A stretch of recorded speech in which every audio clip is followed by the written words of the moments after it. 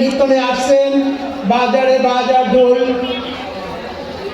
ঢোল যার ঝরা অগ্নি স্নানে শিশু হক ধরা। আজ 1432 বঙ্গাব্দ পয়লা বৈশাখ বাংলা নববর্ষ। সবাইকে বাংলা নববর্ষের বর্ণিল শুভেচ্ছা জানিয়ে আজকের অনুষ্ঠান শুরু করছি।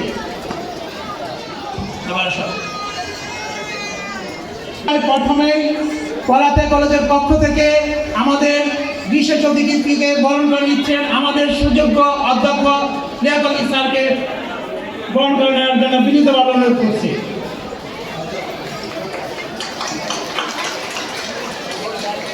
এরপরে বিসমিল্লাহির রহমানির রহিম। আজকের এই বর্ষবরণ ও সাংস্কৃতিক অনুষ্ঠানে কলাতিয়া ডিগ্রি কলেজে উপস্থিত শ্রদ্ধেয় শিক্ষকবৃন্দ সহ উপস্থিত শ্রদ্ধেয় এলাকাবাসী, বিশিষ্ট ব্যক্তিবর্গ এবং ছোট যারা আসছেন আমার প্রিয় ছোট ভাই বোনেরা, আপনাদের সবাইকে আসসালামু আলাইকুম।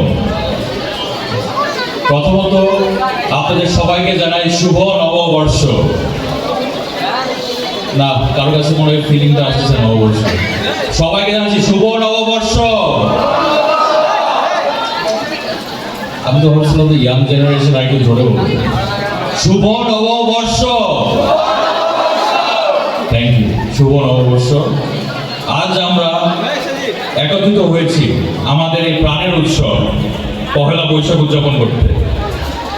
বিশেষ করে আজকে যে কলাতিয়া ডিগ্রি কলেজ, এখানে আমি আপনাদের মাঝে এসে গর্বিত এবং আনন্দিত। এই ডিগ্রি কলেজটা আমার বাবা আমানুল্লাহ আমান সাহেব প্রতিষ্ঠা করেছেন। উনি সহ এখানে কলাতিয়ার বিশিষ্ট ব্যক্তিবর্গ অনেক অবদান ছিলেন। তারা হচ্ছে সবাই মিলে এই সুন্দর প্রতিষ্ঠানটা প্রতিষ্ঠা করেছে। এই জন্য তাদেরকে আমি ধন্যবাদ জানাচ্ছি। এই দিনটি কেবল বাংলা বছরের শুরু নয়, এটি আমাদের সাংস্কৃতিক ঐতিহ্য এবং সাম্যের প্রতীক। পয়লা বৈশাখ আমাদেরকে শেখায় যে নতুন করে শুরু করতে, পুরনো গ্লানি ভুলে সামনে এগিয়ে যেতে। এই নতুন বছর আমরা সকলে একসাথে অঙ্গীকার করি আমরা একটি সাম্যের, ন্যায় ও শিক্ষিত একটি সমাজ গড়ে তুলব। আমরা হব সহনশীল, আমরা হব মানবিক এবং সচেতন নাগরিক হতে হবে আমাদের প্রত্যেককে। এই নববর্ষ হোক আপনাদের জন্য, আমাদের জন্য একটি নতুন আশা, নতুন সম্ভাবনার দ্বার। আপনারা জানেন যে হচ্ছে গিয়ে আমাদের নেতা জনাব তারেক রহমান উনি 31 দফা দিয়েছে। 31 দফার মধ্যে একটা দফা আপনাদের স্টুডেন্টদের জন্য রেখেছে, আপনাদের প্রত্যেকটা স্টুডেন্টের জন্য। সেটা কি? আপনারা যখন গ্র্যাজুয়েট করবেন ইউনিভার্সিটি থেকে, গ্র্যাজুয়েট করার পর 1 বছর সময়কালীন শিক্ষিত বেকার সহায়তা ভাতা আমরা ইনশাল্লাহ প্রদান করবো আপনাদের জন্য। এটা ইনশাল্লাহ আল্লাহর ইচ্ছায়, জনগণের ইচ্ছায় আমরা যদি ক্ষমতা আসে আমরা এটা প্রদান করবো। এবং এই যে এই ডিগ্রি কলেজটা, এটা কিন্তু হচ্ছে গিয়ে ছিল না। এখানকার আমাদের হজরতপুর ইউনিয়ন, তারপর কলাতিয়া ইউনিয়নের যে ছাত্রছাত্রীরা আছে তাদের কিন্তু পরীক্ষা দিতে যেতে হতো কোথায়? জিঞ্জিরা, মানিকগঞ্জ। এখানে পড়াশোনা করতে হতো কোথায়? ইস্পাহানিতে গিয়ে। কিন্তু আমরা যারা বিএনপি করি, যারা বাংলাদেশে ভালো মানুষের দল করি, ভালো মানুষের সাথে চলাফেরা করি, আমরা চিন্তা করেছি বিএনপি, খালেদা জিয়া, আমানুল্লাহ আমান সাহেব এই কলেজটা করে এখানে যারা আমাদের কলাতিয়া ইউনিয়ন, হজরতপুর ইউনিয়ন এবং আশেপাশে ইউনিয়নের ছাত্রছাত্রীরা এখানে যেন পড়াশোনা করতে পারে। তো অতএব আমরা সবসময় চেয়েছি যে মানুষের পাশে দাঁড়াতে, মানুষের জন্য কাজ করতে এবং আমাদের দলের রাজনীতি জনগণের উন্নয়ন ঘটাতে। আমি বক্তব্য শেষ করার আগে আরেকটা কথা বলছি।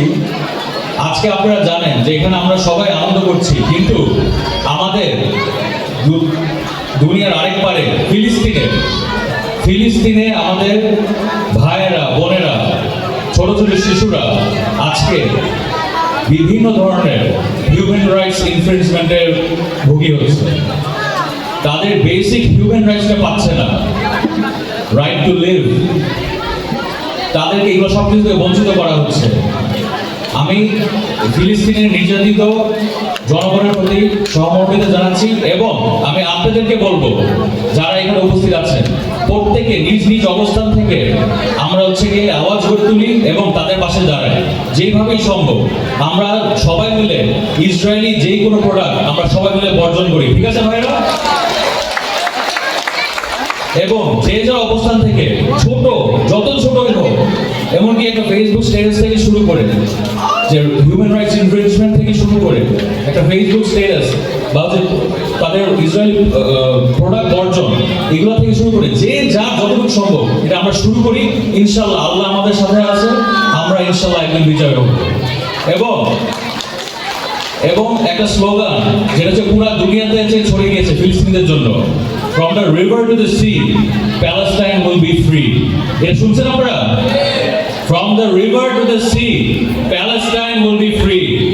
ইনশাআল্লাহ এই স্লোগান পুরো দেশ ধরে, পুরো দুনিয়া ধরেছে, আমরা ধরবো, আমরা তাদের সাথে থাকবো, আমাদের ভাই বোনদের সাথে, এবং তাদেরকে যেভাবে সম্ভব আমাদের নিজ নিজ অবস্থা থেকে আমরা সহযোগিতা করবো, ঠিক আছে? তো আপনাদের সবাইকে শুভেচ্ছা জানাচ্ছি, অভিনন্দন জানাচ্ছি এবং শেষ করে সবাইকে আবার শুভ নববর্ষ।